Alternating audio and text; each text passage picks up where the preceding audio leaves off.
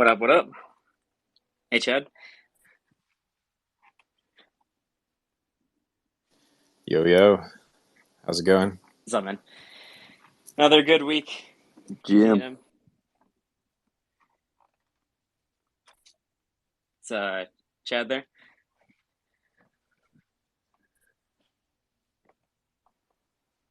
Yep. Good morning.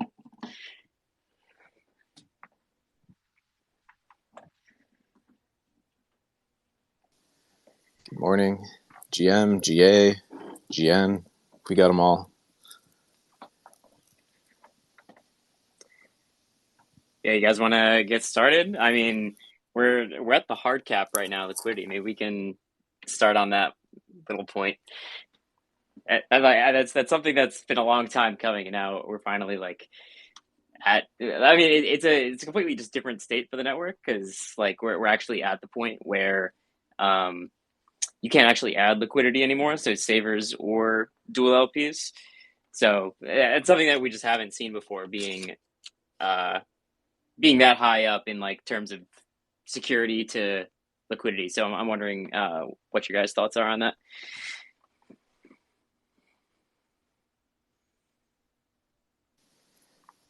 Yeah, I guess it's kind of bittersweet. It's probably much due to the rune price and just like altcoin prices kind of across the market. I mean, I'm sure liquidity's been.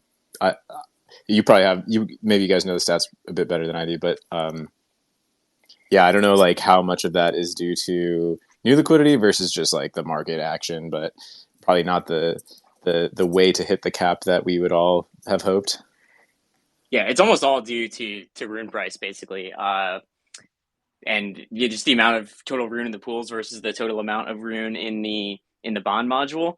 Uh, and with the change to effective security, I think we talked about this um, on the last space, but with the change to effective security, where there can only be enough rune in the pools that that's equal to two thirds of the lowest bonded nodes. So like basically, what it would take to Sybil attack the entire network. That's the hard cap for liquidity. So for security, you can actually add liquidity past that point, and that's the point that we're at. And basically, yeah, it's just because of rune price going down and bond staying about the same, liquidity staying about the same. So when the value of that rune dips below the cap, then you can't add any more liquidity to the network. So at this point, basically, you can still make swaps and everything like that, and you can even swap synths. That was a recent change that was just made where you can actually still do arbitrage and swap synths even though with the hard cap because that doesn't really change security, but you can actually add more liquidity to the network to stop it from getting too top heavy, so to speak.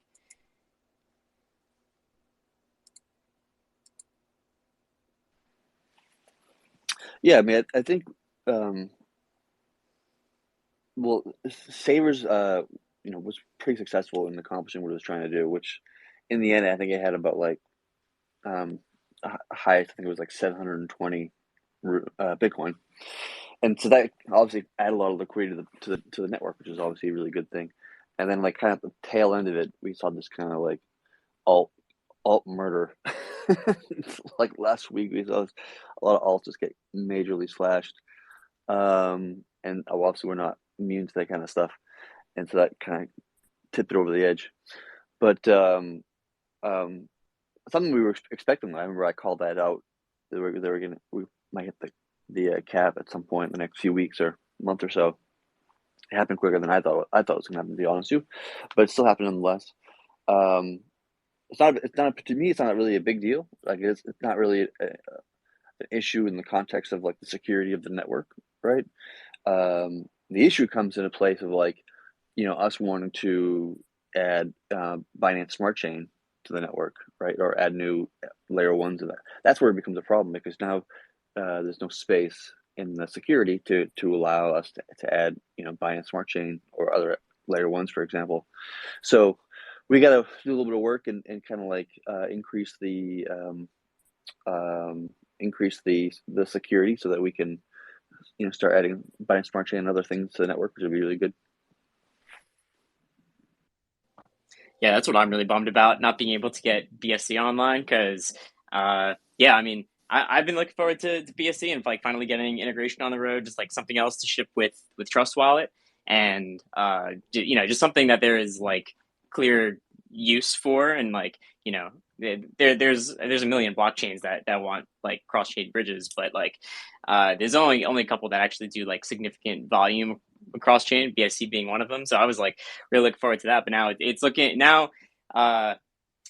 Yeah, it's looking like it just can't happen right now because there isn't enough security under the network to actually like uh, seed pools and getting that going. So that's just an unfortunate uh, consequence of this whole thing. I was hoping that we'd beat the clock on that, but it didn't happen, unfortunately. So that was the only holdup on that, right? Just the hard cap, nothing else going on the BSC side, or Well, I'm not sure if there's like obviously I know like some node operators are having some issues just running the BSC chain, and I don't know whether that has contributed at all towards like any of the Thor node problems that have been happening recently. It's all kind of, I mean, I don't know if Chad has like a better perspective on that, but it's also possible that the BSC chain just isn't that stable in the first place and is causing other issues. So like, what do you have you noticed anything about that, Chad? Yeah, I mean, I think for some people, right, if you're running your node on bare metal, right, and you're adding BSC, it's going to be a significant amount of resources, both CPU and memory, and also disk I/O, like reading or writing to the disk. Um, and that can have can affect the performance of other daemons on the same hardware, right? Like, and that can cause that particular node to be like a little bit slower to, you know, observe transactions or assign transactions or something like this, and that could be a contributing factor to some of the issues that we saw over the weekend, the last week or so. But I think actually what might have been a larger contribution to this that I think that I had initially had considered or thought of, and that's something we've been talking about in the last few hours, is that recently we made a change to the network that did this like best efforts attempt to recover funds that people sent to an inactive or an old retired vault, right? So if you send like some Bitcoin to a vault that you know was around 2 weeks ago but not around today, historically speaking, your Bitcoin would be more or less burned, and you wouldn't have access to it anymore because the network's not going to observe a vault that's not an active Asgard vault. And so I think the problem came to play is that we made this code change to where it will continue to observe and just do refunds to these older vaults.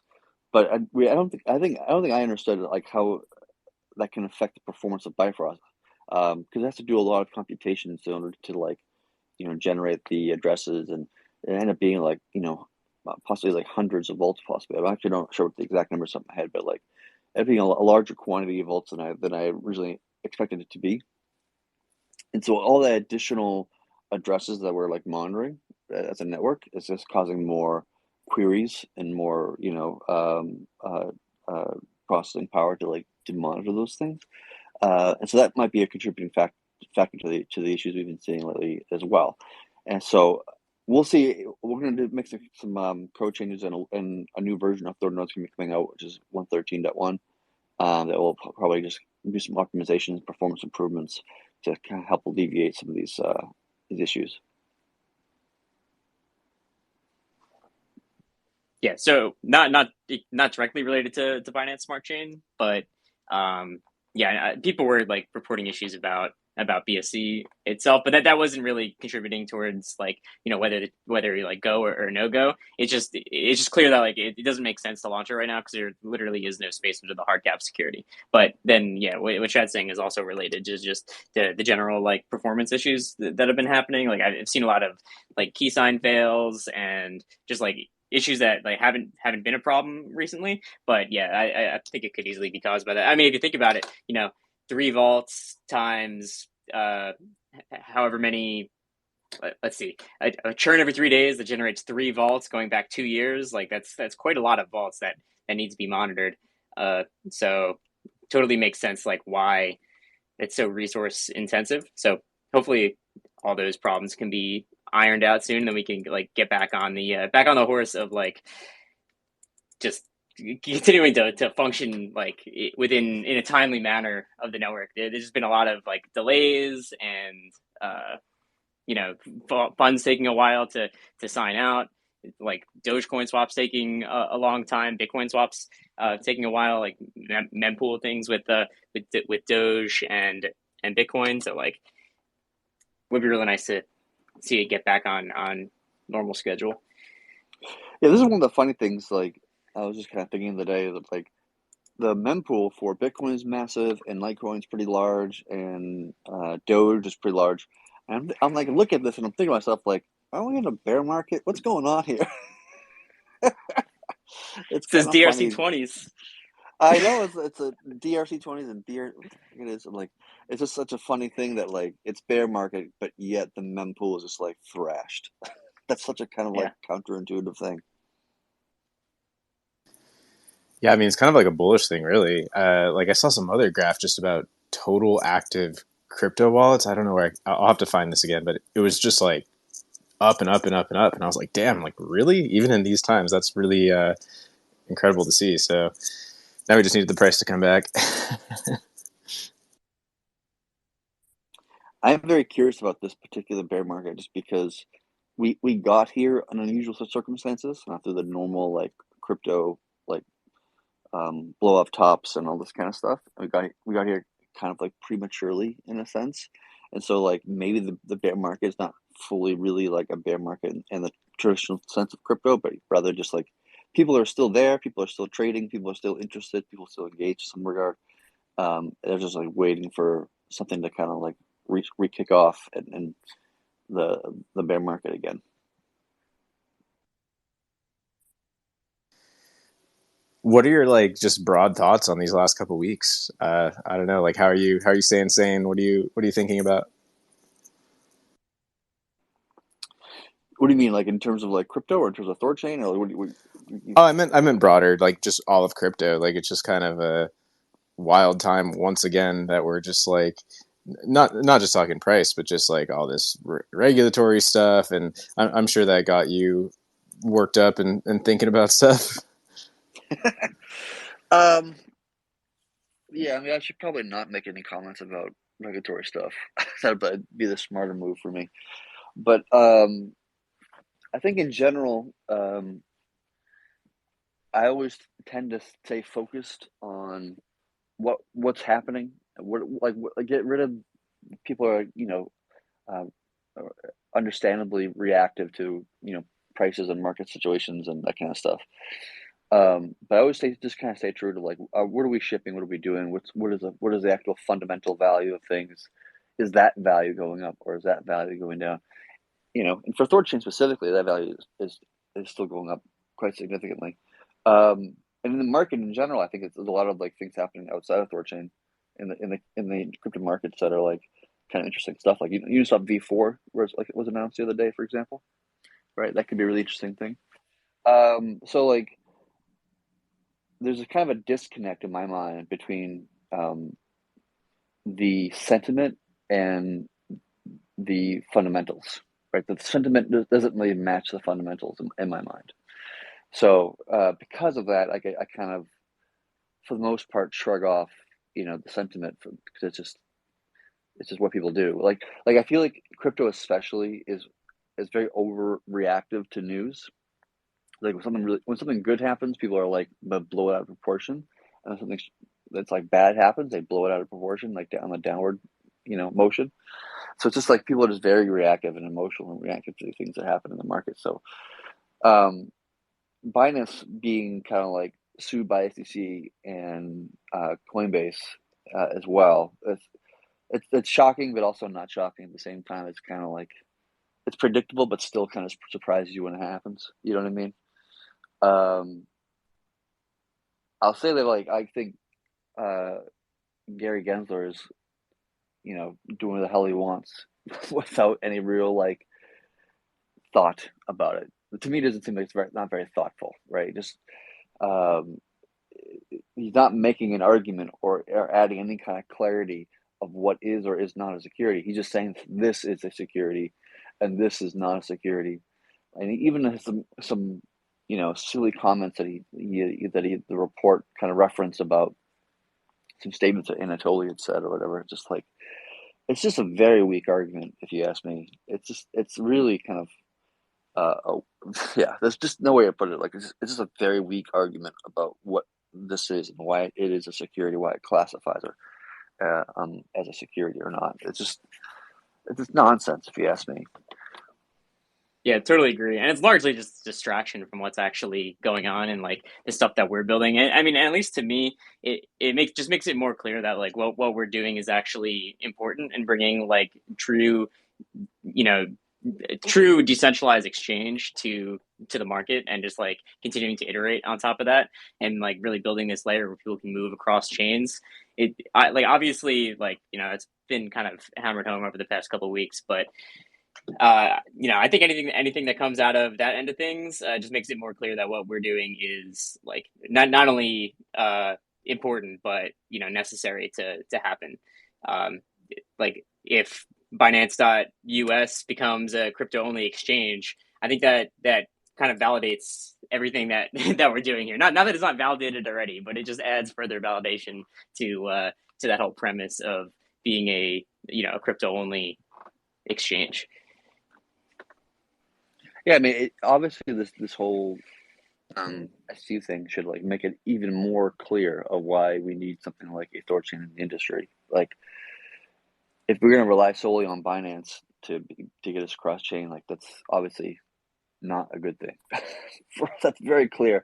And honestly, like I don't understand why projects, and I don't want to mention specific ones, but like I don't understand if you are one of those projects that got labeled that as from the SEC as security or whatever the hell it is, and got delisted from exchanges or whatever the hell it might be. Like you're literally being smacked in the face with THORChain. Like it should be so blatantly obvious what you need to do as a project is to run, not walk towards THORChain, and and have your users and your volume being passing through an exchange like THORChain. Like that should be like blatantly fucking obvious. Like if it's not, I don't know what to tell you. Like get your head checked at this point, you know? Totally, yeah. Each time one of these things happens, like I feel like in our circle, the first reaction is to be like excited for THORChain. Like when FTX blew up, it's like, oh my god, like is this time for THORChain to shine? And like it is and it isn't. It's like people still haven't fully like had the rug ripped out from under all the other things to be left with. Uh, yeah, like who knows what it'll take? But I mean, so many things are being built and pushed, and like integrations and all that. So like it's happening, whether it's fast or slow, it's happening. Yeah.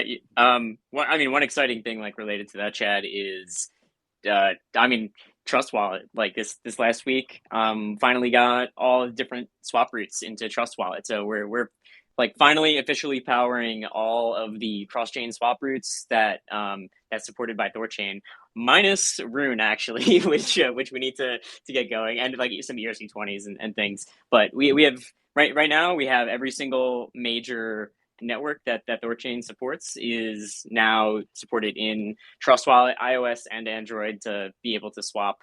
They also don't charge an affiliate fee, by the way, so it's pretty much the cheapest place where you can swap. Anywhere that's like THORChain roots, and we're powering like thousands and thousands of swaps going through Trust Wallet. It's the highest like volume interface that's a THORChain like powered interface. So just like I don't know. There's just the things that I think about when everyone's like talking about like, oh, prices down, like this or that. It's like we actually have real users and like real interfaces that that use like our valuable services. Yeah, the funny thing about that is that like uh is that it's still like one of the biggest traders of Rune, even though it isn't. That's so funny to me because they're still like causing a lot of trade volume for the Rune asset, even though, yeah. you said what you said about trading root to root directly. Yeah. Have you watched the stats, Cow? Like, have you seen the trust swap stats since that update? Is there like a noticeable uptick? Uh, yes. There's like, wait, let me pull this up right now. There's like a huge tail. So like, there's a graph here which shows like the different swap pairs that are like going through. And so like obviously Bitcoin's been paused for a little while, so this is not like what it would be normally. But the highest swap. So this is for the past week. Over the past 7 days, we've seen about 750 swaps between BNB and ETH. Uh, about 500 between BNB and sorry, between Bitcoin and ETH. And then like 150 between BNB and BTC, and then there's like a huge tail of assets now of people like swapping like Doge to Litecoin or like Bitcoin Cash to Atom or whatever. Like there's a very large variety of swaps, and there's a big concentration in like the major ones, which is like between BNB, ETH, um and Bitcoin. Litecoin is also up there too in terms of like what people are actually swapping, which is like a little bit surprising to me. And it just kind of just goes down the list of just like a bunch of different routes that people are actually using to swap. So it's just more and more pairs that are supported, and so just more and more things that people can do. So like in the past 7 days, how many swaps have we seen in the past 7 days? That's a little over 2,000 swaps in the past 7 days, and that's iOS only. So there's a separate affiliate that they use for Android. But yeah, I mean, Trust Wallet is always looking pretty fresh. It also like they do it in a software update where you have to update the app on your phone. So for like not everybody updates their apps like every day or whatever. Some people do it like every week or 2 weeks. So I wouldn't take the current numbers all that seriously personally, just because I think there's a lot more people kind of coming in to increase that swap volume. Yeah. If you're on an old version, then this wouldn't appear. So it is only on the latest version, which I believe it got pushed less than a week ago. So yeah, it's definitely not the full brunt of people swapping. Right. But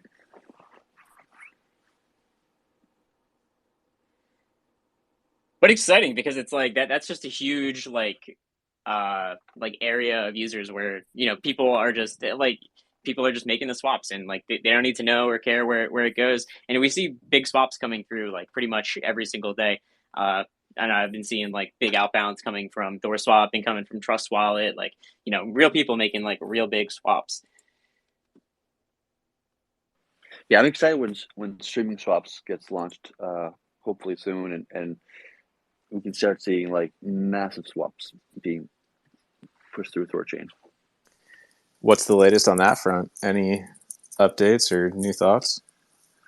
I think hopefully the code to support streaming swaps, like a basic form of it, like I think the first version it will probably be very like focused and narrowly scoped, just to kind of get the value prop like out there quicker. That'll probably be in the next like major version, like 114, for example, maybe 115 possibly. And then at that point, it just becomes a little bit of testing. It should be pretty quick and easy to launch that feature, I think. But I think we should be just a few weeks or maybe a month away from it, I think. Yeah, because I mean, it looks like at this point, so we can't launch BNB because that's just kind of off the table with the hard security cap. Lending, there's still analysis being done on lending by Block Science, who's been doing a lot of work behind the scenes to just do some modeling around lending, and just like they're doing a lot, especially like playing out the different like risk scenarios and just like making it very clear and obvious, like what the failure cases are, like what are like good positions to be in, what are bad positions to be in. Like it's very comprehensive what they're doing, and they're still in the middle of it.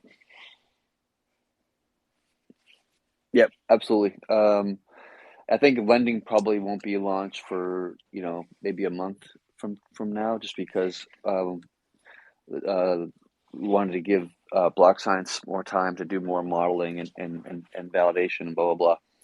and document, and also very importantly, like documentation of like documenting from a third party perspective of like where are the failure cases, where are the risk fit like factors, what are these, and it's just so everybody we release a document that's very clear and concise, and everybody can read it and understand what it is, what it's not, what's expected, what's not expected, so forth and so on. So yeah, lending probably won't happen for a little while, but hopefully we can, before that lands, we can get streaming swaps kind of snuck in. Awesome. Yeah, that'll be huge. Hey guys, thanks for adding me. So Haven't been here in probably 6-7 months, so I'm kind of out of the loop, but it's depressing times right now. But I had a couple questions. I've been in the Rune BUSD LP for like a long time, and I noticed lately well, first off, I guess the ads have been frozen. Did that happen recently, or I guess I must have missed yeah, that. so we were just talking about that. That's the hard cap of liquidity on the Okay. network. So yeah, it's you can't add liquidity or savers while the hard cap is hit. Okay, got it. Is there like a timeline on when that might change, or? So that's a function of the rune price essentially, and how much is in the bond. So either rune price needs to go up, or the bond needs to increase relative to liquidity. Okay. So, but it's weird because when you go on Thor, and I'm sure you just talked about it, so sorry if I'm beating a dead horse, but when you go on THORswap and you look to withdraw, it's showing like 0% of the pool.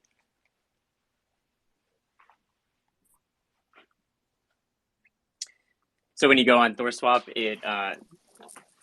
there's some kind of thing. So we did some checks to make sure that there was like some messages that were shown when you go to add liquidity or to add to savers or things like that. But that shouldn't affect anything like withdrawing. Like you could still withdraw or anything. Okay. That's not a problem. Yeah. No, tracking your position and withdrawing should be totally fine. If there's any issue on that front, definitely just ping support in THORswap Discord, and somebody will get you helped out with that. It might that. have just been like a glitchy thing because it was showing like X amount of units, but then it was showing 0. Like it used to show X% of the pool that you had, but it was showing 0, which was weird. I didn't actually try to go through with withdrawing it, but I figured it was fine. I just was wondering if that's like standard. But okay.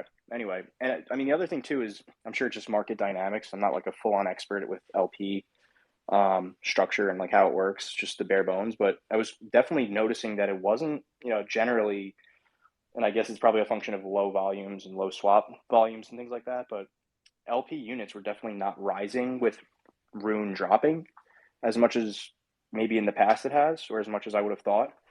Is that just basically market dynamics, or is there an explanation that I'm missing on that? LP units is generally a factor of like people adding liquidity, withdrawing liquidity. That's what causes the LP units to either increase or decrease. The price of Rune or whatever, price of the asset doesn't, like those things have no relationship, or a swap volume has no relationship to that. Okay, so basically no one can add liquidity, so that's the answer. Basically, yeah. I mean, if you withdraw your liquidity, you'll decrease the LP units of the pool. But LP units like aren't really meaningful much at all. It's just a way for the network to mathematically calculate, how much you owe and how much of the value you get without doing huge computational resources. Like osmosis, for example, doesn't really do it the same way we do it, and so they do like they pay out people like once a day. Right, but the mathematics of how we do LP units allows just do a continuous thing without, a lot of processing power. Yeah, I guess the thing that was weird, I mean, again, it might just be me being a layman, was that when we had a little mini altcoin season or whatever, 3-4 months ago. I don't even know the exact time frame, but you guys know years ago. No, I'm talking about like when Rune had like all altcoins had a mini run kind of recently, and it seemed like my LP units were dropping during that time. Which I believe your LP units stay static. I don't believe you gain or lose LP units. It's just how many LP units you have in relation to the total pool depth. Yeah, like I don't think you just dynamically gain or lose LP units. Okay, maybe I'm using the wrong terminology. Yeah, LP units are static for an LP unless you add a withdraw. Savers units, which is basically an LP unit that's like designated by the protocol for the savers people and synthetics, that can dynamically change because of price movements. Maybe But I'm your LP talking of the units. amount of actual rune, because like I added rune single Oh sided. yes, yes, Yeah. So I was kind of framing the yeah, question wrong, I guess. The level So of it's rune that an I had was dropping as asymmetric, prices rising. Yeah, asymmetric, right? right? yeah, yeah. That's right. Like rune's price performing well or poorly against the asset will change the number. What gets you to either to experience a permanent IL, permanent loss. And so if your rune's price falls relative to asset, you have impermanent loss in that scenario, and you don't take another loss. If rune goes up, you'll also experience impermanent loss, but because rune's price is going up and because of how dual LPs work and with synthetics and all this kind of stuff, you actually, I guess it depends on such a situation, but you actually might gain in value in that scenario, even though you lost a little bit from IL. Depends on the situation and how many cents there are. Yeah. Blah blah So blah. in this But specific situation, like if rune's price is going up and you're in a single-sided, you're in an asymmetric LP with just rune, you're selling rune as rune price goes up. So as the rune price goes up, you have less rune in your position, if that makes sense. Because LP always sells the stronger asset and buys the weaker asset. So if rune price is moving up, then it's selling that rune for BUSD if you're in the rune BUSD pool. So that's pretty much what that's what happens when you're in an LP essentially on any AMM. If the price of that asset is going up, then you're selling it for the other asset. If that makes sense. right.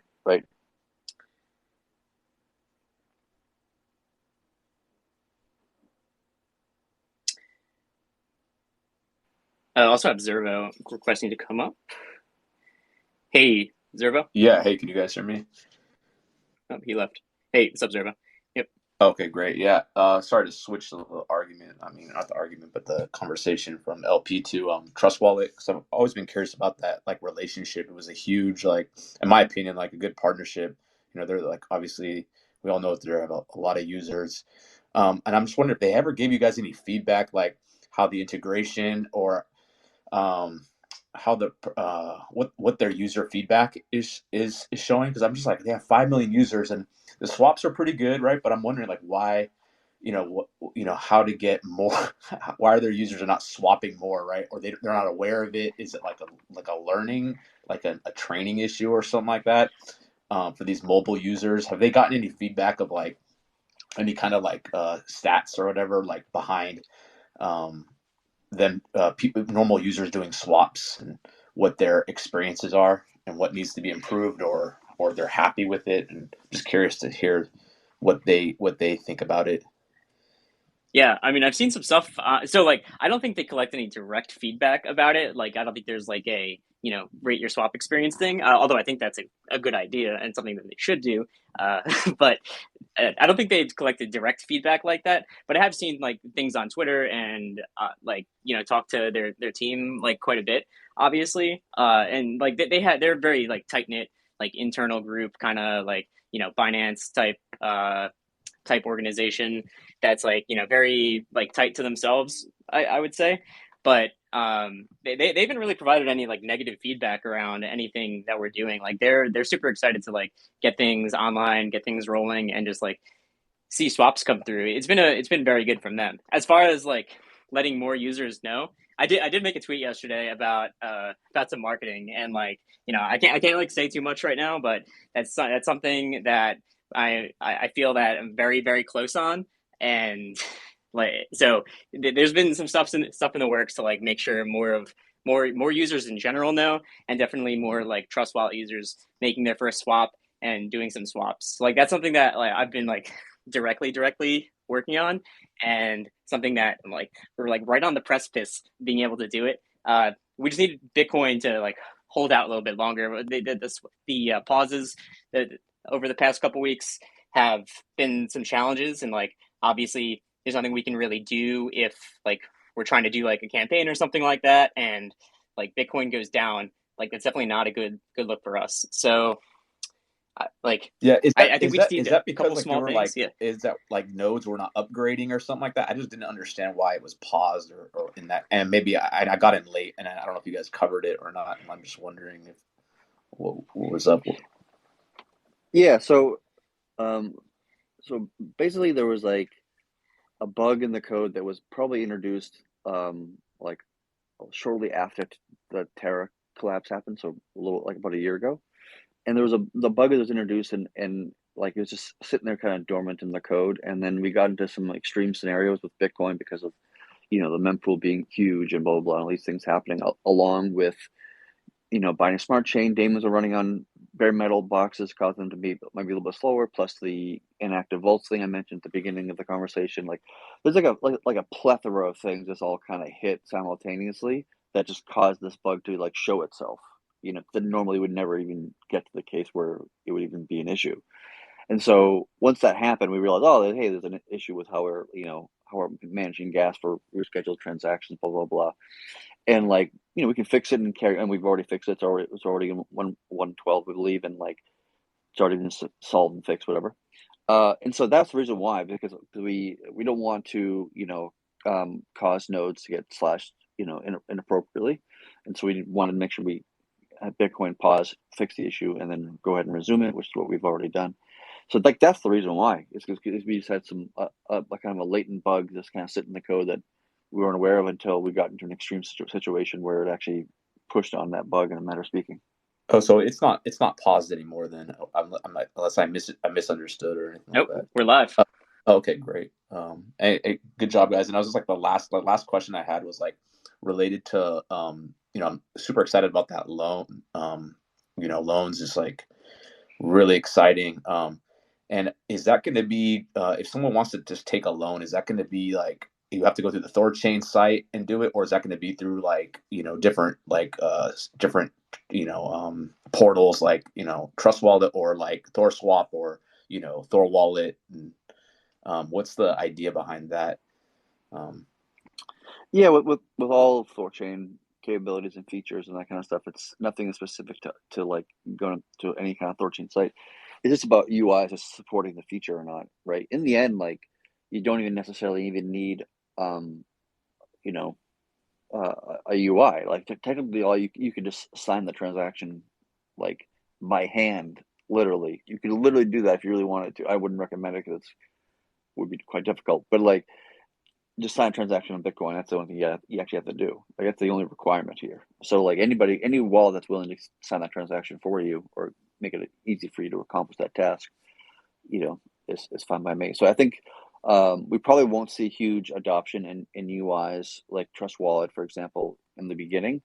We wanted to do like a kind of a soft launch of lending first, kind of test out the waters, make sure there's no issues or bugs, whatever, before we kind of like start pushing it harder. I know like THORSwap has already got their UI ready to go, so probably when we launch lending, THORSwap will be probably one of the first UIs to support it for sure. But it'll be a slow ramp up, I think, with getting more UIs and such to utilize it.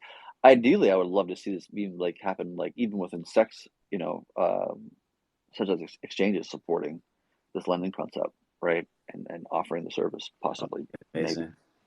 That'd be crazy. Yeah, I know Lens and Shapeshift are also interested in doing front ends for lending, so that you can expect those pretty much out of the gate as well. Great. Appreciate it, guys. Thank you so much. Yep, no worries. Yo, Finblow. Hey guys, it was great to see Trust Wallet support AVAX and Doge and the others. Just curious, and sorry if you mentioned it already, but do you know if they have any plans to support swaps to and from native Rune? Yeah, we're trying to get them to do that next. We're sometimes it's a cat herding process, you know what I mean? So yeah, we're working on it. They're working on ERC20s and things. So yeah, we should definitely we'll get there. We'll get there. We won't rest until we see Rune swaps on Trust Wallet. Cool, thanks. Yeah, they're a big wallet and they got a lot of things going on, and so I get they're being a bit slow in the uptake, but like I totally get it. Like I don't necessarily blame them or whatever. Like it makes sense to a certain extent. So we just have to be patient in this community. Yeah, exactly. Like, especially when you're talking about a wallet that serves tens of millions of users, like Trust does, they are very slow to, as they should be, and cautious to deploy new things, test things. You know, we're not in any rush to get this thing like feature complete. And not that we're not in any rush, but we're definitely not like rushing them to just ship. We want to make sure that things are like tested thoroughly and that they're comfortable with everything that they're doing. And so far, it's just been great feedback from them. So we're really happy to see all the roots go live on Trust. And yeah, hopefully we can bring it to some more users soon and really get the word out there that you can do all these kinds of swaps. So I would look out. Hopefully we can get that going in the next couple of weeks. We have some good plans on that.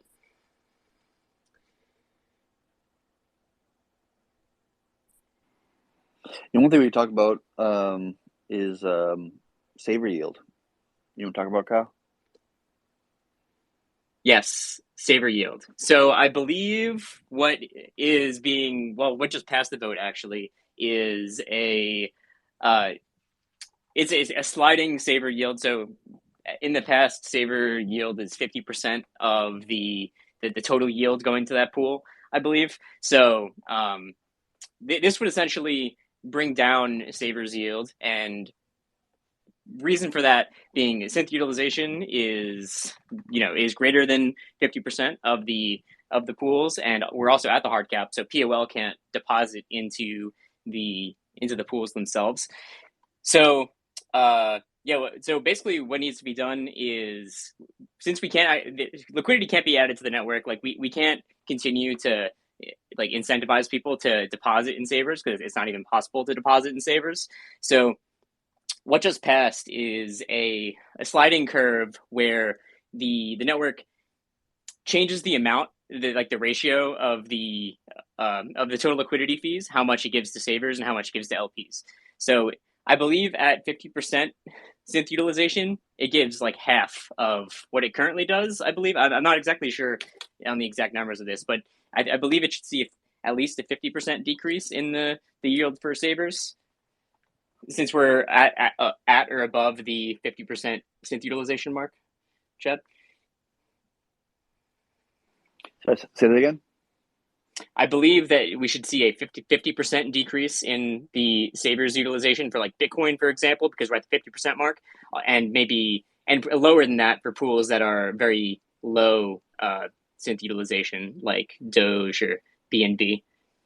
Yeah, I believe that's true. I think in the current like Mamirs, it is like tweakable, right? We got a couple levers we can pull on to push it up or push it down, right? So we have the ability to fluctuate, or not fluctuate is the wrong term, but the ability to adjust as we need to, as we want to on the protocol.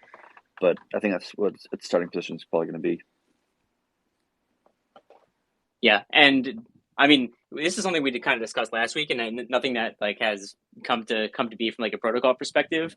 But what are your thoughts about incentive pendulum and like moving that to be in line with the hard cap?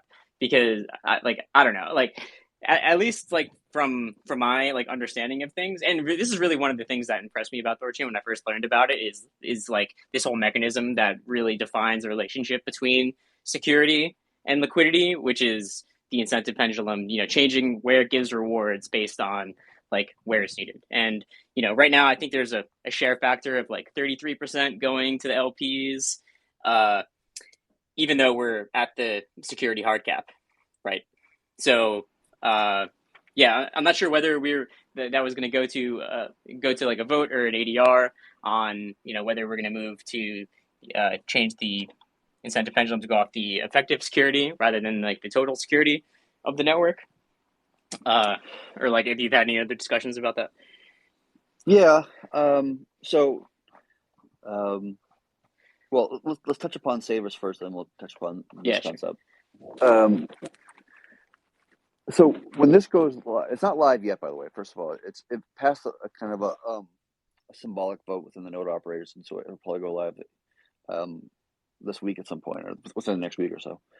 But the potential issue here, if you ask me, is that if you get savers to leave, then that creates an effect sell pressure on the Rune asset, right? So people are withdrawing one asset or withdrawing the Bitcoin, which means people are trading and dumping the Rune. So so I'm worried about that aspect to it, right? About like, is this going to create more of an exodus of savers than we want to see, and by extension of that, create a larger degree of Rune sell pressure than we want to see? That's one thing, right? That will also cause the TVL to drop some, which I think is not necessarily a bad thing right now, because we wanted to add buying THORChain and all this kind of stuff. But that's the first part, and the second part is it's similar to that, is what you were just saying about adjusting the pendulum. Like, doing that right now may not be the best time to do it, although I'm not necessarily against the concept of doing it. I'm just more or less saying, like, getting LPs to leave now in a time when ILP is quite high, right? And so, like, we would just, we would tell a bunch of LPs to get the hell out, pay them, a good amount of Rune and IL, and then possibly maybe some of them decide to sell their Rune instead of just holding the network. They had a bad experience, maybe, or whatever the hell it might be, and maybe they're a little bit salty about getting their yield changed underneath them, whatever it is, and then having that kind of a reaction to it. So, like, that's why I'm thinking that, like, changing the pendulum at this stage, at this moment, is probably not the best time to do it. The best time to do it is at, like, the top of the bull, right? Is if we could magically wave a wand and pick when we want to do it. So, in my opinion, we should probably hold off on that, on making those kind of pendulum changes, if you ask me.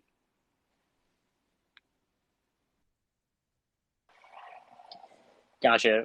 Yeah, I just find it difficult to like come to reason about this, like, in my own head, just about, like, because I totally understand your point, but at the same time, like, if the network stands is that there's no more space for additional liquidity, then there's no space for additional liquidity, and it's continuing to pay out rewards seems like that encourages liquidity. And it, like, at least from my initial understanding of just the whole mechanism, it always seemed to me that that was the stance of the network, where if it's undersecured, then you need to then shift the you need to shift the balance to become more balanced, right? Yeah, and that's true, to be fair. I mean, right now, node operators are making what? I think it's like, what, 15%, something like this, is their APY right now, or something like that. So then the question just becomes, like, if you give nodes like 20% instead of 15%, how much of that shift the amount of bonded Rune in the network? And that's a hard thing to reason about. Directly it pays Rune from the reserve directly into the bonds, and it directly increases the amount of Rune that is in the bond module. That's true. No, that's fair. That's true. The amount is probably not significant enough to the numbers we want to see. Yeah, happen, like probably like 30K Rune a day. Like, it's not. You're right. It would take a very long time to actually, like, get to any kind of significant numbers there. Yeah. It's definitely an interesting topic, and something that the community can definitely have a debate and discussion over. I think for right now, there's a lot of things in flight, or like a lot of things happening, and we don't want to overload people with, like, we're changing 10 things at once, right? let's not. We can slow down the cadence a little bit. Lately we've been shipping too much, having too many, like, shipping too many features, shipping too many, like, changes to the protocol. Like, it's a lot for people to follow, I guess, which I totally understand if that's the case. I think for right now, I think we should just focus on the most important things, but eventually get to all these things, and either do something or don't do something voted on by the community.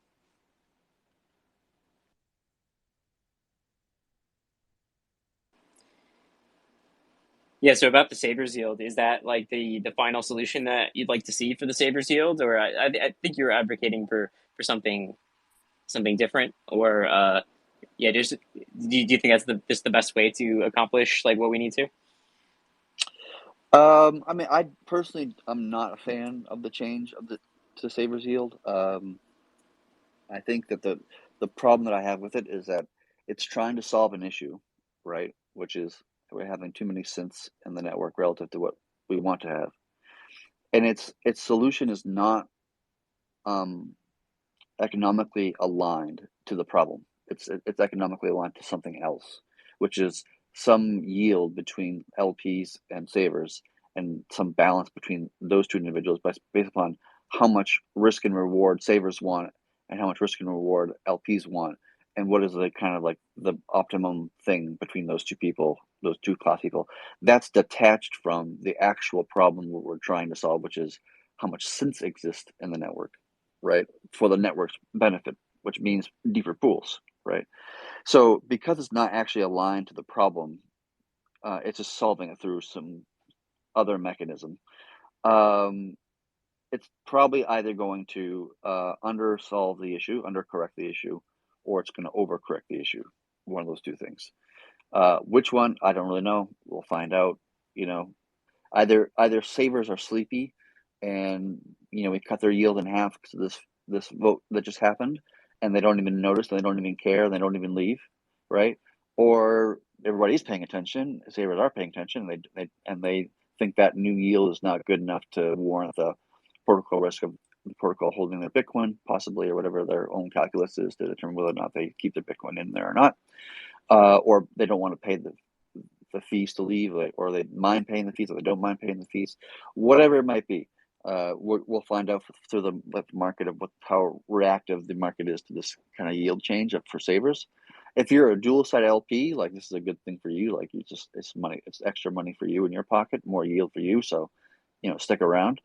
But that's my fear, right, about doing this. The proposal that I kind of proposed to the team on this regard was instead of doing a curve like of savers, it's being a cliff system. So once the yield got above 50% utilization, yield goes to zero, and once it goes 50% or less, it goes back to 50%, and it's kind of it's more immediate because the economics would align with what the problem is, what we're trying to achieve. Like we want there to be 50% cents. Like that's creates a deeper pool. A deeper pool means lower fees. Lower fees means more trade volume. Like we've seen this, right? We don't want to have a 20% utilization. Ideally, we want more, right? We want the pool to be as deep as possible to garden the largest amount of swaps as possible, right? That's my feeling on it, and so I'm a little bit nervous about this change personally, and I'm concerned about it being either underreactive or overreactive to the issue. But maybe I'm wrong. I certainly happy to admit. I hope I'm wrong on this case.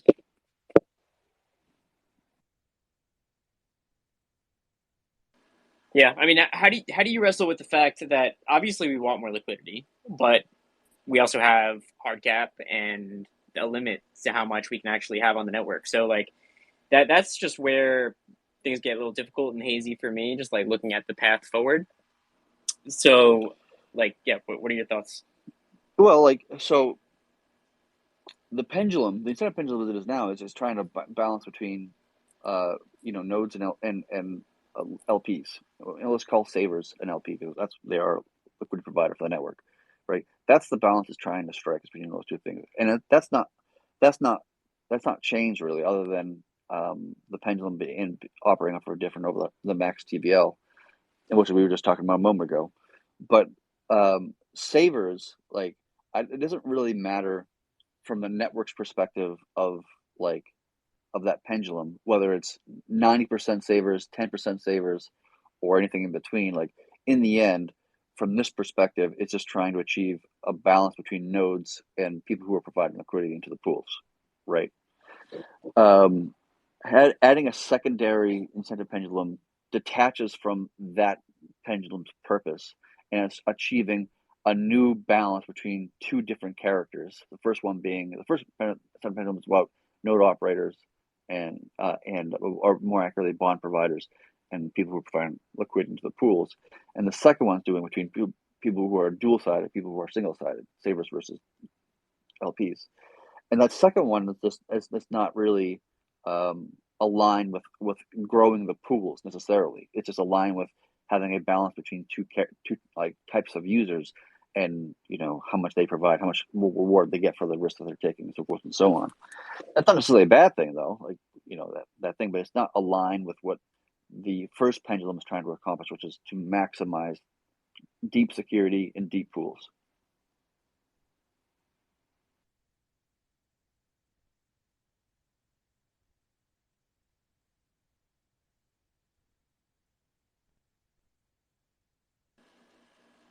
Yeah. I mean, yeah, totally understood. Just figuring out how to actually grow the pools like dual sided is like kind of the crux of the issue then. Well, we all the network really wants is to make sure that dual sided are 50% or more of the liquidity in that particular pool, right? Within that context, growing the actual total amount of liquidity in the pool, that is a different topic or a different angle of conversation. Do you know what I mean? Like, Yeah. how do we grow? How do we get deeper pools? Like, I mean, I would love to see the TVL of THORChain to be a billion plus or multi billions in our pools, and I think we'll get there eventually. To be honest with you, but how we accomplish that is not the conversation about how much savers yield getting versus LP yield. That's not going to get us to a billion TVL, right? I don't think that's going to accomplish that by itself. We need something more. We need more things fighting in that direction than just twiddling with saber yield. It has to be things like lending. It has to be things like streaming swaps, things that like really provide significant value and would drive value into those pools in a meaningful way. Who's on the other side? Just curious. Like, I would love to hear like the other argument, for it, because it sounds like, I mean, it already passed, right? Yet then hearing kind of like the case against it is interesting. So I don't know. It'd be interesting to hear hear both sides.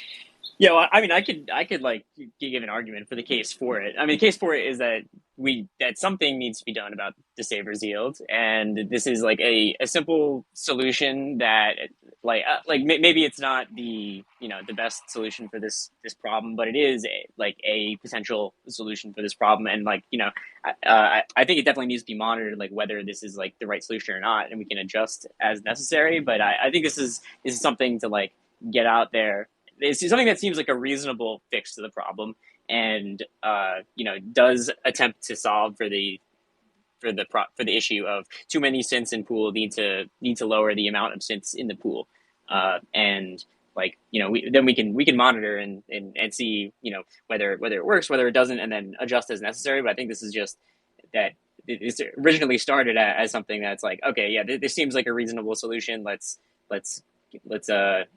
get it in and get it merged and get a vote on as quickly as possible.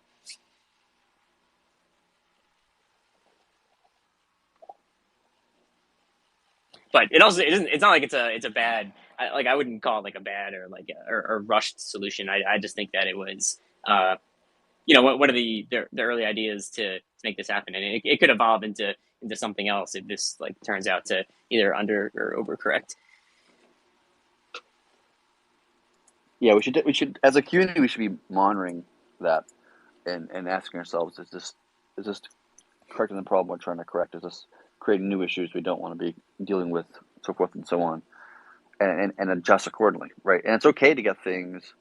It's okay to make mistakes sometimes, right? To be fair, like we're all humans. We all, even the node operators are all human as well, right? What they vote on, they might get things wrong from time to time. That's just a natural thing of just humanity.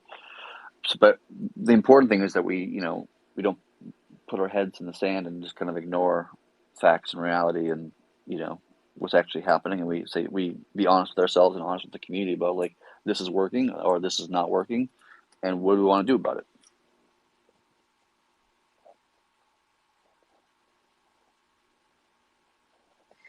Yeah, what did you think about my idea of basically look? So like when there's too many sabers, or aka when there's too many synths in a pool, uh, basically giving back the saber that is in the highest percent, like that has proportionally the highest amount of profit in that sabers pool.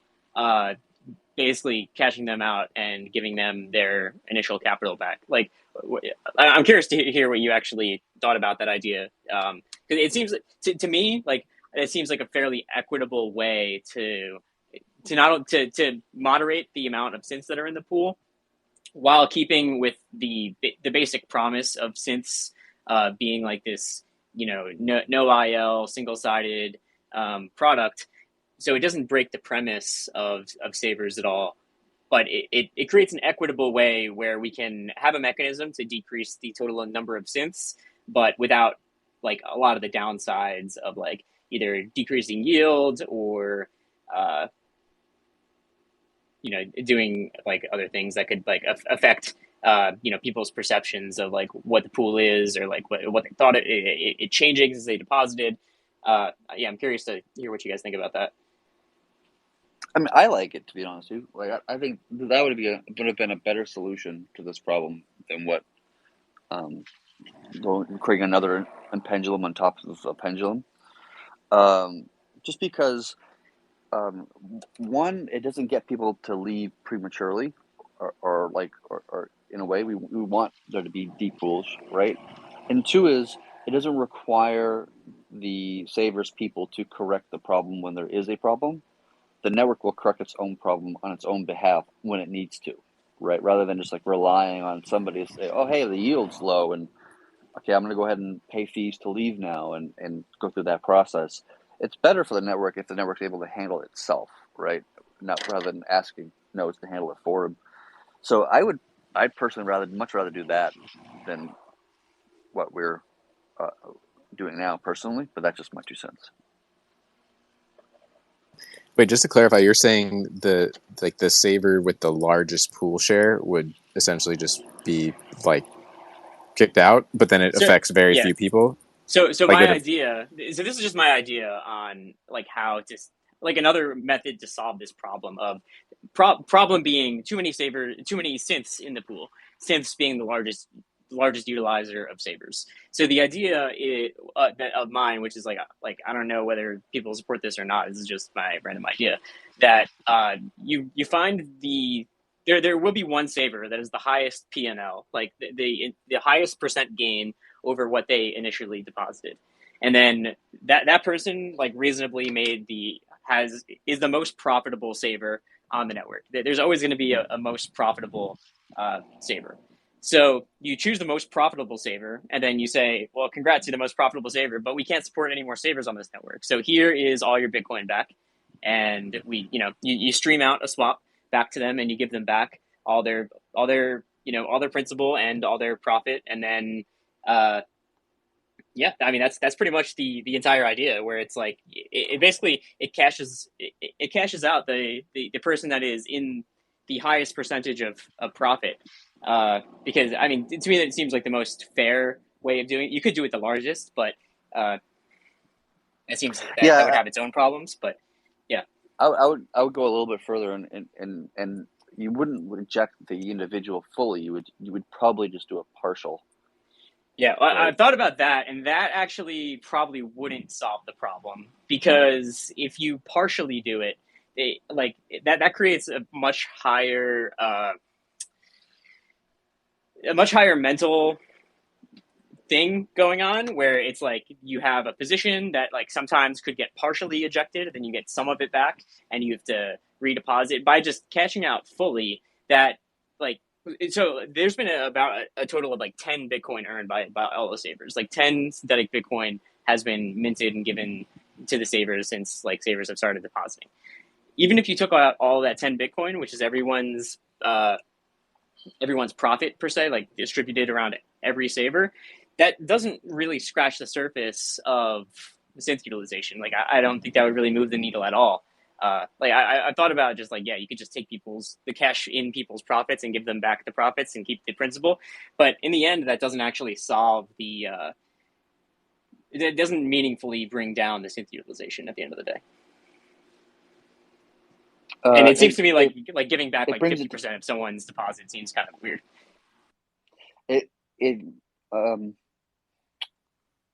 It does solve the problem in the sense that you do drive down synth utilization to the specific amount that you're targeting. In this case, let's just call it 50%. So it just still accomplishes the goal, right? Like if you just do an entire position irrespective to the actual target we're going for, then you'll naturally overshoot it. Which maybe we're okay with that. Maybe that's not a big deal. It depends on the size of the particular individual, right? That individual could have like 300 BTC, for example, and that would be, an extreme scenario. But like, you wouldn't want to eject 300 BTC from savers. That would be just way too much, right? Yeah, true. But we don't have any more than like 30. Yeah. No, and with streaming swaps, that could shift though, because streaming swaps make it so cheap to get in, cheap to get out. So it makes it more practical to be able to have like a 1,000 Bitcoin position in the savers pool. Well, you physically can't have 1,000 rune. No, you really can't. You literally cannot now. I'm just saying that like we don't have somebody with the 50 Bitcoin position or whatever, just because the fees to get into that would have been absorbently expensive. And with streaming swaps, if we had streaming swaps this entire time, for example, like just roll back the clock and like we got streaming swaps working 6 months ago or whatever, then likely we'd probably have somebody who was more than 30 BTC. That we'd probably have somebody that was closer to 50 or even 100. And then we want to inject that much BTC. Anyways, it's an interesting question. I do like the idea. I do like the approach. I would much prefer to have done that, but and it's something that I had floated to the community, this general concept, like a long time ago. When I floated the idea of negative interest rates, I also floated this concept as well. But neither one got too much traction in the community. So yeah, negative interest rates, to me, that totally breaks savers, and like I do not like it solves the problem, but it breaks the product of savers. So that's why I like that idea as a concept that doesn't break the concept of savers and just keeps it as like an attractive product people can use, people can build on top of. But it it still solves the issue, but not without destroying the entire like premise of the product. It makes it not usable, in my opinion. Yeah, to be honest, like it's not so much that approach doesn't actually really generate negative interest rates in reality. Like it says that it can do it in theory, but in reality, it probably would never even really get there. And if it did get there, the negative interest rate would be so minuscule in size that it would be basically zero. But it just creates the market psychology we want to get people to leave on their own choice. Yeah, but the reason that it breaks savers is because basically the entire product of savers is it's not tethered to the price of rune, where there's no exposure to the rune price, but that directly exposes the whatever saver to the rune price, whether like they understand that or not. The saver, if it's possible for the savers to get a negative interest rate based on synth utilization, that does directly expose that saver to to the rune price. That's true. Like with this one that was passed, right? Rune's price goes down. We just passed this whole vote thing. That's true now. Like, no, because that is just that's it doesn't take away from your earnings / principal. But your interest goes down relative to Rune's price performance, or up. Right, but that is much more acceptable than the rest of the bit. Okay, but we're talking about the same thing. If interest rates go down, and then you're just like it just can't hit zero. Right, but I think the real difference is like, okay, it can go down, but it can't go negative, right? Like it can't eat into your principal. But what I'm saying is that like in practicality, it wouldn't go negative. Like on paper, it would, right? In terms of theory, like that's what you're reacting to. Is what the community's reacting to. Is like, oh, everybody's going to lose their money in a negative, blah blah blah. That's No, And it would never even get to the negative interest rate where and that would even happen. is your argument that if the minimum was 0%, that people just wouldn't leave because they'd just be like, whatever, like I'll wait it out?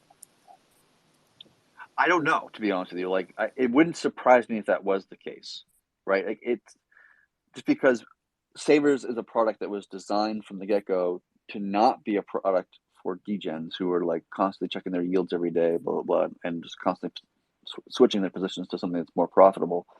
Savers was really designed for the individual who just wanted to like set it and forget it, walk away, go on vacation and not check their phone every 12 hours to see if their yield is going one direction or the other. That's why, in part, it's 50% yield, is a static 50% yield, just to create a very low cognitive idea, and that you don't have to worry about too much about your yield. Like it's fairly consistent to a certain degree. And so the product, people aren't really necessarily paying attention who are in Savers. I don't know what the percentage of people are who are like checking their yields every day and are willing to exit if it was 0%.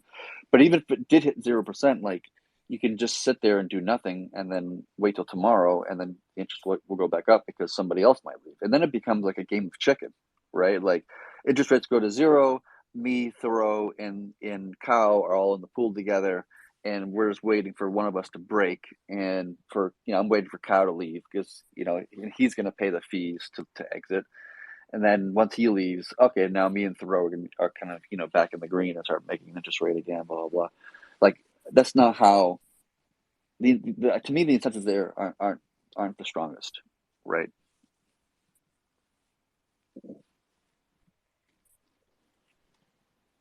Yeah, Mogarchy.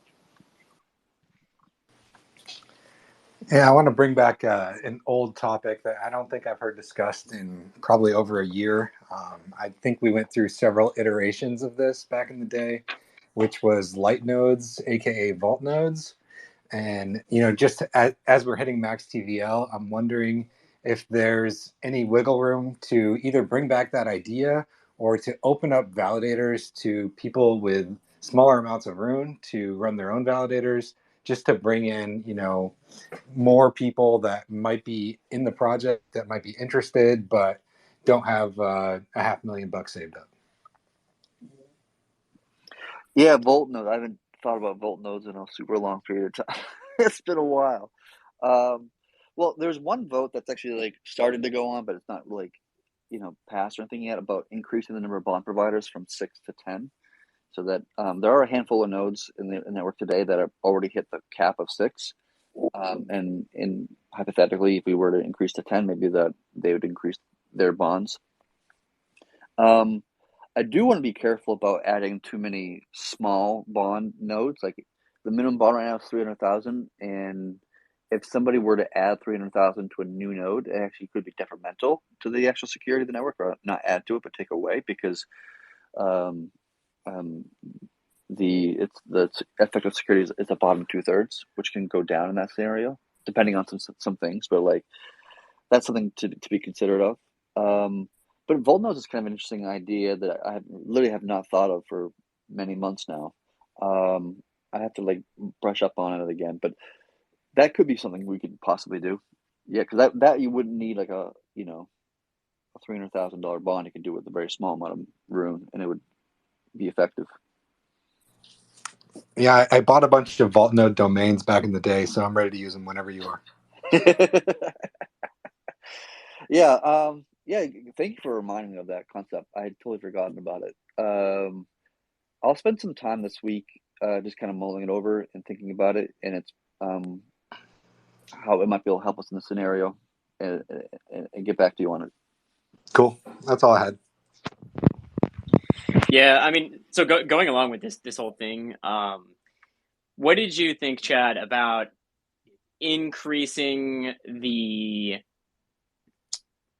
the maximum effective bond, where essentially there's an upper limit, not a hard limit, but there's a limit to how big a bond can be before they start plateauing off of rewards. I believe it's it's linear up until that point where it just kind of clips off. And if you, it's like maybe like 950K rune, where if you're above that number, you put 1.5 million rune in a node, it doesn't actually increase the the total like bond, right? It does increase the amount of rewards that you're getting, even though you've increased your total bond. Do you think increasing that would help solve the problem by letting like provider like Nine Realms or any other like entity that runs validators to scale up and to run more validators to help solve the problem of security? Or do you think that makes little effect? Now that I'm thinking about it, it probably makes little effect because those are probably the top 1/3 of nodes. So maybe that doesn't actually make a difference. Yeah, so the reason why there's that cliff, and that right now that cliff is at like I think it's like 935 or 940,000 rune, is because if you are in the top 1/3 and you have 950, 960, a million point whatever, that extra rune above the 930 or 940 mark is not adding to security. So if I had a node right now and I had like 10 million rune and I just like bonded 10 million rune into my node right now, like it wouldn't actually add any additional security beyond the initial 930 or 940,000 rune. So that's the reason why there's a cliff, is to like create the proper incentives for nodes being like, you know what, if you're going to go above this marker, then maybe just create a new node, just and run 2 nodes instead of 1 node. And if you got not 1.5 million rune in your pocket, then just run 2 nodes instead of running 1 effectively.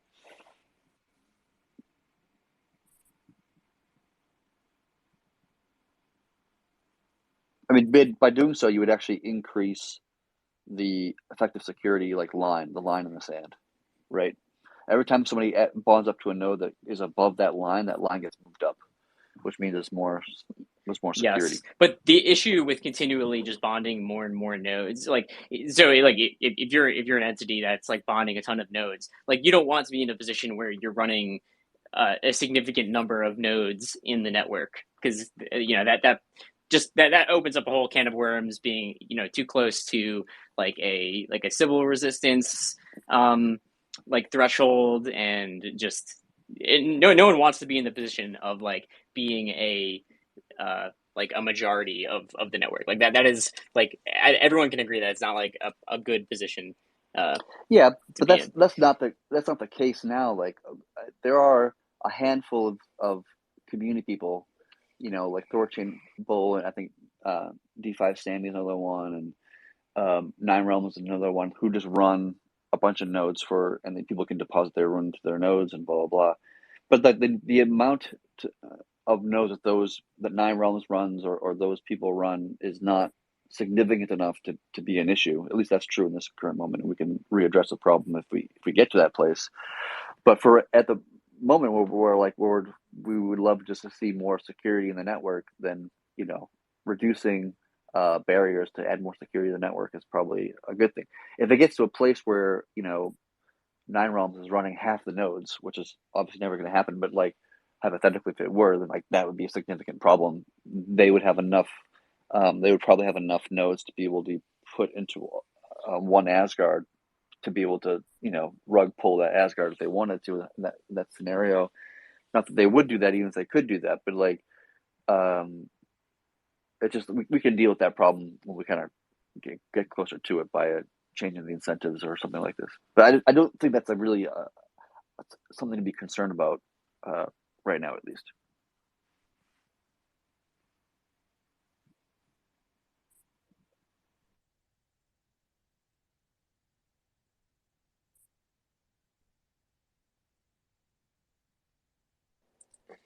Brought up NL. But you know what? Maybe like Mogarky was onto something with his vault node thing, because for people who are bonding up to one of THORChain Bull's nodes or whatever, like they're doing it because they maybe don't have enough capital on their own to do it, or maybe they don't have enough technical like savviness to be able to run their own node, so they're kind of outsourcing it in some sense to THORChain Bull.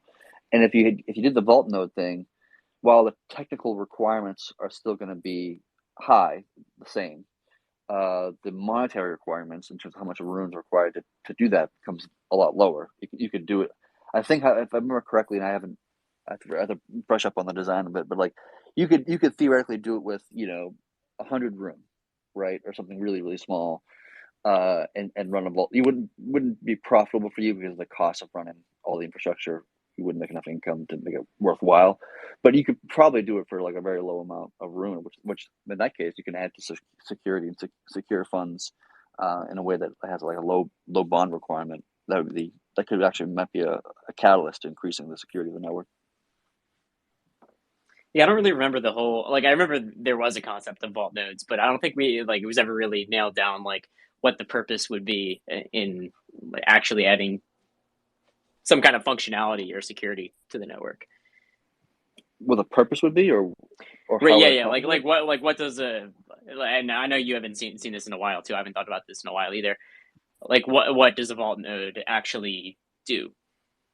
It actually increases the amount of security in the network, right? So it's a way for people to bond up, to create a node and bond up. They're not participating in consensus.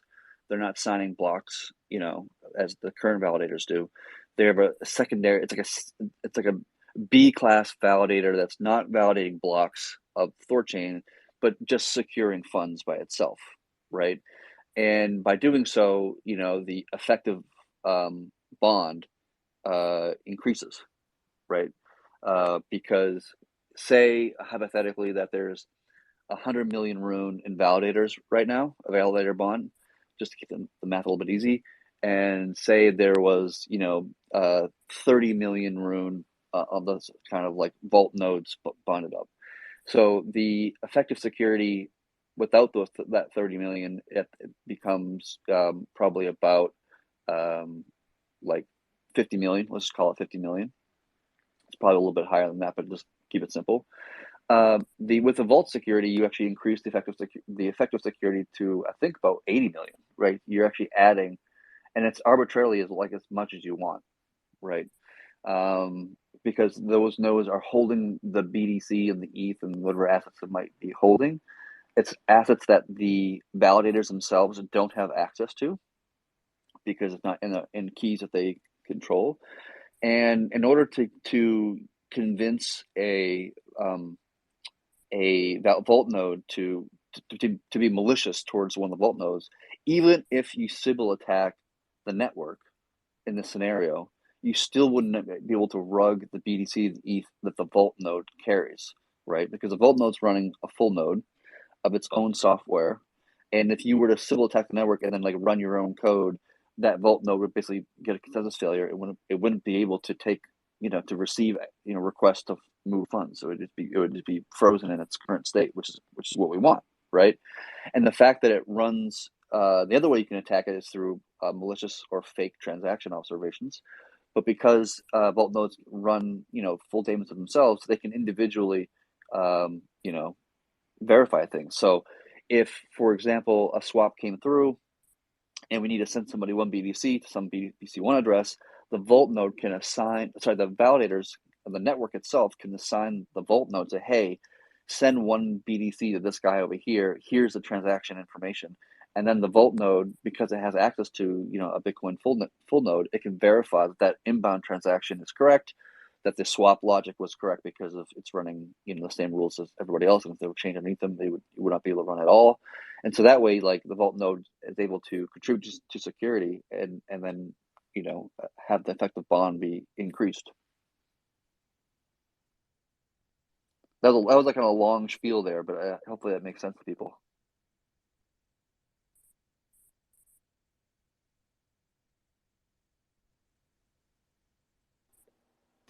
Yeah, I mean, if that's a realistic thing to explore, I that could really like turn the tides on increasing security and really gives like the average rune holder maybe not the average, because I guess there's still the technical requirement, but opens up like a new path to rune on rune yield, which is like kind of the holy grail that so many of us have wished existed. So I mean, if that can be possible, it'd be incredible.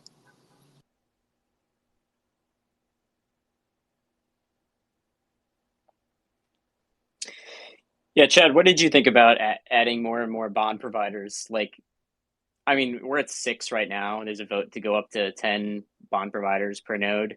Like, do you see that just continuing to increase, or like, because I don't think that we would just continue to increase it indefinitely, obviously, just because of like our own security concerns for this network. Yeah, I don't think we'll need to like constantly increase it. Right now, I think last time I looked, there was like I think 5 or 6 nodes that have hit the 6 bond providers cap. If we were to push it at 10, I would assume, maybe 1 or 2 or 3 of those would hit the 10 bond provider cap. And so like I think you would get a diminishing return in some sense. Like you would just like if we put it to 100, you wouldn't see. I doubt you'd see nodes with 100 bond providers being actually utilized. So I don't think we'll actually get to that point where just like increase it forever. To be honest with you, I think we'll increase it to 10 to start, and we'll just see what the network does and what node operators actually do, and react accordingly.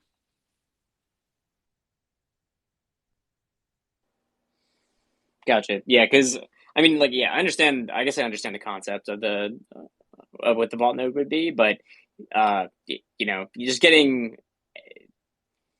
more and more people, because there's plenty of people that just hold like small amounts of rune, right? And it doesn't seem like it solves the problem of really not that this is even the right solution to let like the masses participate in like security and being able to contribute towards a node. That's really just like makes it so more people could run like a full validator, which is already a small subset of like of people who have the technical skills to run a THORChain validator.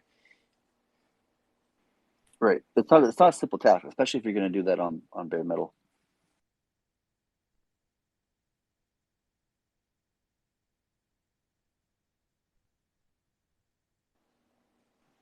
Cool. I Morgan's mean, back. anything else you guys? Oh yeah,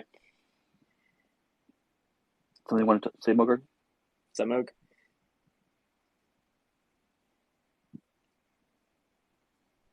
Guess not. I don't see him as a speaker on my end. Maybe Oh no, Twitter's he's glitching. I see him as a speaker on my end. Maybe it's just a Twitter bug. Weird. yeah. I mean, anything else you guys want to discuss today? What else is going on? What's going on? I feel like it's something I'm just forgetting. There's something I was thinking of early in the conversation. I forgot what it was, and now I'm forgetting. I can't remember.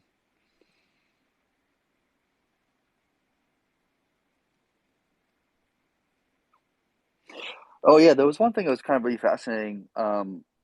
I did a little bit of work with the help of multipartite around the analysis of of depth versus fees, right? Like the relationship of like how much fees does a pool generate relative to its depth, and like are those two things correlated, or are they not correlated, or whatever. And I mean I kind of expected them to be correlated personally, but there were some people in the community that maybe did not feel that way. And it was actually really interesting to see like there actually is a pretty good correlation between those two things, that in part, like you can make the argument that in part one of the reasons why THORChain has been performing well relative to other dexes in terms of like trade volume and TVL is because savers and savers is contribute a lot of liquidity to the network, which also caused a lot more trading in those pools, and more fees to be collected, which is just like obviously really good for the protocol.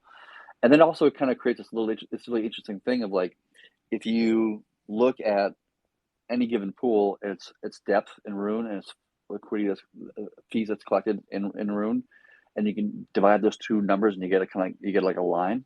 You can see that line on the graph relative to other pools to kind of get as an easy way to see like how how capital efficient is pool A versus pool B, right? For every rune that's added in TVL, how much fees and swap volumes coming through per rune, right? And you can do that analysis and like look at the profitability of a particular pool and see which pools are really profitable for the network, and they're just like producing, you know, a good ratio between the fees collected and the depth of the pool versus ones that are like maybe smaller and not actually having that good alignment. So it's actually kind of an interesting way of like how do we analyze how well a particular chain is performing? It's just by looking at the depth divided by room fees collected. Any standout parts of that data that really stood out to you? I don't remember where this is posted, by the way. I thought I saw it this morning, and now I've lost it. It's in the economic design channel on Discord. Everybody wants to go check out the graphs and kind of read into it. I think overall, like they're pretty well correlated to each other. Like there's not one that's like way above everybody else or way below everybody else. They're all more like they're fairly similar, but non-surprisingly, like Ethereum and Bitcoin are the kind of the best performers in this regard. And you know, I think I want to say AVAX maybe or Gaia are like the lowest performing ones. Checks out. Which makes sense, right? And then the question becomes like, if we were to launch Binance Smart Chain and we had the space to do so, you know, where would that sit, you know, in this list of, you know, chains? Like, which one would it be, you know, at the bottom of it? Would it be at the top of it, right? And we don't really quite know. Probably Trust Wallet would be the biggest driver of that chain than anything else, and so we probably wouldn't see a whole lot of volume until Trust Wallet got their kind of like hands in the game here.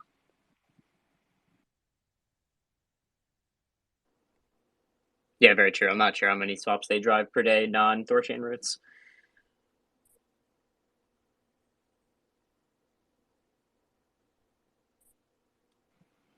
Anything else from the audience?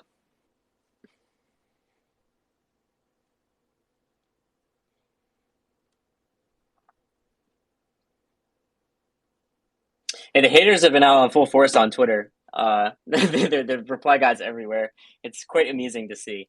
Yeah, they don't give up, and but I mean, it means nothing to like what's actually going on like behind the scenes and like, you know, in development of THORChain in general. So just blocking out the noise and keep building is what I'm doing.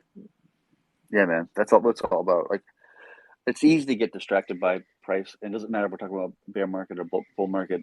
Like the price, not that it doesn't matter, but it's not the end goal here. The end goal is to build something that actually solves a real problem.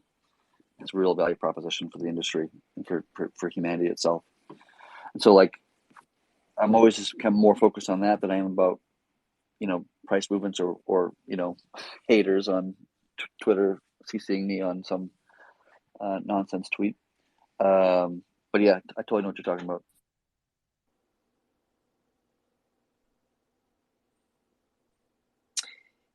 Damn, I had something else I wanted to say. Oh, nope.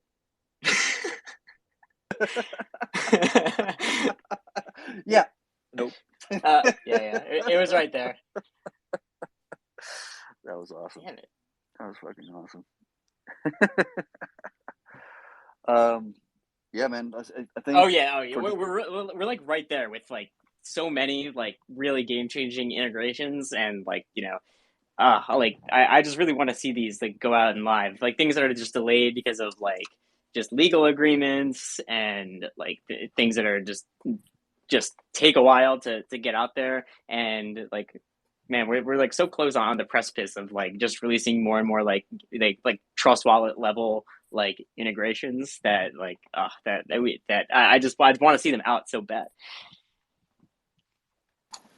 Sounds like you got some alpha. But yeah, lots happening. Really exciting. Yeah, that's the thing I wish people would understand more is that, like, it's market's quite bare. Just the industry in general is just like quite in a bare place. But like, we just keep on shipping, right? And we just keep on building new things, shipping major features, whether it be savers or streaming swaps or like lending or whatever it is. Like, integrating with other partners, like you were just kind of alluding to. Um, yeah, man, we're just keep on shipping like crazy. I was talking to, and this is a true story. I was actually talking to a major exchange, and I don't want to name which one, and they were, this is true. They were upset with us because we kept on shipping, updates. Like they were frustrated with how frequently we were adding, things and fixing issues and just constantly just shipping new code and just doing what we do. And I was just kind of laughing to myself, what do you want us to do? Just sit on our hands and do nothing? I mean, that's not what we do here as a team. We're constantly looking to ship new things and fix issues. Shipping too much. There's way too many things that are just going out at every given moment. Literally, that's the thing they were against. They were you're shipping way too much. I'm just oh, okay, weird. I agree with them, actually. I'm with them on this. Well, I'd rather be shipping way too much than most of the other projects in crypto right now, which is shipping way too little or just literally dead in the water. So I'll take that criticism then. I'll take it happily. Yeah, it's definitely amusing seeing how many people are like, "Oh, is this project dead?" And it's oh, not really,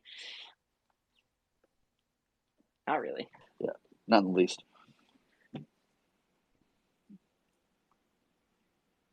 Anything else? All right, yeah. If no one wants to come back up, then we could wrap it up. Chat THOReau, you got anything?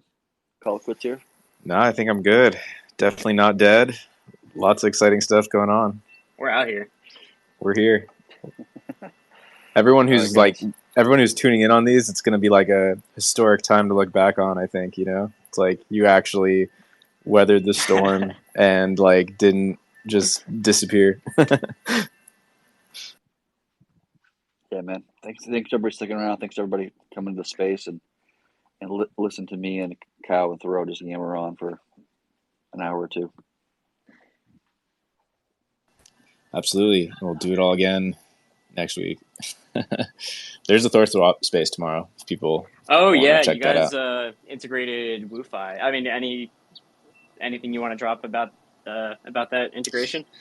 Yeah, so it's live with AVAX, and I believe it gives the best route on a shockingly high number of routes. I want to say I heard 50% plus or something like that. So we'll dig into it tomorrow with the guys from Wu-Fi on the space, and just to dig into what the secret sauce is that makes that possible. And now that's part of SwapKit. So anyone using THORSwap API, SwapKit, everything that comes with that to get in their own app or DEX or whatever, that's just another new route that'll give great better pricing on this new route. So yeah, it's just always exciting to see the aggregation and SwapKit just continue to be more and more effective.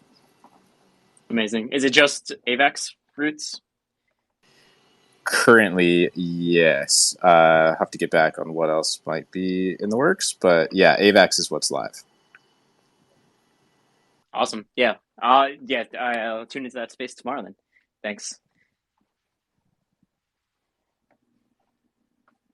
All right. Yeah, let's wrap it up here for today. Cool. Wrap it up. Yeah. All right. See you guys. See you guys. Peace.